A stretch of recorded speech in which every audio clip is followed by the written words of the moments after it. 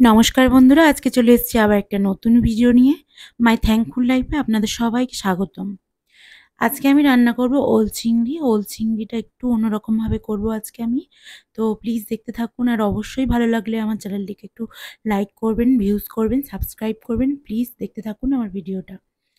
তো আজকে আমি নিয়েছি কড়ার মধ্যে, প্রথমে দিয়ে দিয়েছিলাম একটু ফোড়ন। ফোড়নে দিয়েছিলাম একটুখানি কালো জিরে, তারপরে দিয়েছি পেঁয়াজ, কাঁচা লঙ্কা, টমেটো দিয়ে ভালো করে সেটাকে ভাজিয়ে নেবার পরে তার মধ্যে দিয়েছি আদা জিরে বাটা। আদা জিরে বাটাটাকে ভালো করে কষিয়ে নিয়েছিলাম, তারপরে নিয়ে পেঁয়াজের সাথে তারপরে তার মধ্যে দিয়ে দিয়েছিলাম চিংড়ি মাছ।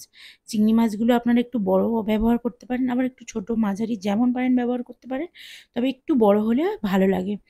তো আজকে আমার বড় চিংড়ি মাছ পাওয়া যায়নি, তাই জন্য আমি একটু ছোট সাইজের চিংড়ি মাছ ব্যবহার করেছি। তারপরে আ ওল এবং আলু ডুমো, ডুমো করে কেটে নিয়েছিলাম। নিয়ে প্রেশার কুকারে দিয়ে সিটি দিয়ে নিয়েছি। ওলটা কিন্তু পুরো ঘেঁটে যাবে না, কারণ ওল ঘেঁটে গেলে পুরো জলের সাথে মিশে যায় এবং কেমন একটা জল, জল হয়ে যায়। তো হালকা একটু শক্ত থাকবে, মানে আ পুরো ঘেঁটে যাবে না। আ তো সেইভাবে ওল আর আলুটা সিদ্ধ করে প্রেশার কুকারে আমি জলটা ঝারিয়ে নিয়েছি। তারপরে আমি কড়ার মধ্যে চিংড়ি মাছ আম সমস্ত মশলা দিয়ে কষিয়ে আ আমি নুন, হলুদ দিয়ে দিয়েছিলাম। দিয়ে তারপরে আরেকটুখানি ভাজিয়ে নিয়ে আমি দিয়ে দিয়েছিলাম ওল আর আলু সিদ্ধ করে রাখা আম ওল আর আলুটা। তো দিয়ে দেওয়ার পরে আমি কিছুক্ষণ ভাজিয়ে কষিয়ে নেওয়ার পরে আ আমি এর মধ্যে দিয়ে দিয়েছিলাম নুন। নুন দেওয়ার পরে আমি আবার কিছুক্ষণ ঢাকা দিয়ে একটু কষিয়ে নেওয়ার পরে আমি দিয়ে দিয়েছিলাম জল।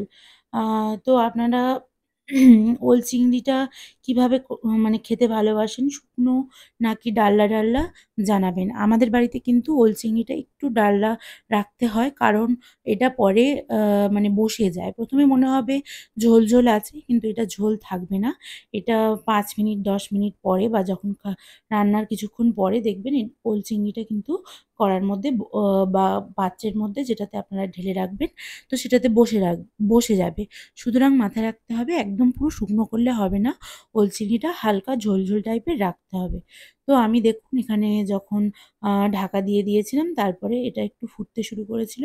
আমি তার মধ্যে ২-৪ টে আলু এবং ২-৪ টে ওল একটু ঘেঁটে দেওয়ার চেষ্টা করছিলাম। দিলে কি হয়, এই ডালনাটা একটু গাঢ়, গাঢ় ভাব আসে এবং সুন্দর হয়। তো এর মধ্যে আমি ব্যবহার করেছিলাম একটুখানি চিনি। আপনারা চাইলে চিনি নাও দিতে পারেন। যারা পছন্দ করেন একটু মিষ্টি, মিষ্টি তারা মিষ্টি দেবেন। আমাদের বাড়িতে একটু মিষ্টি, মিষ্টি পছন্দ করে, তাই আমি এর মধ্যে খুব অল্প সামান্য পরিমাণে একটু চিনি ব্যবহার করেছিলাম।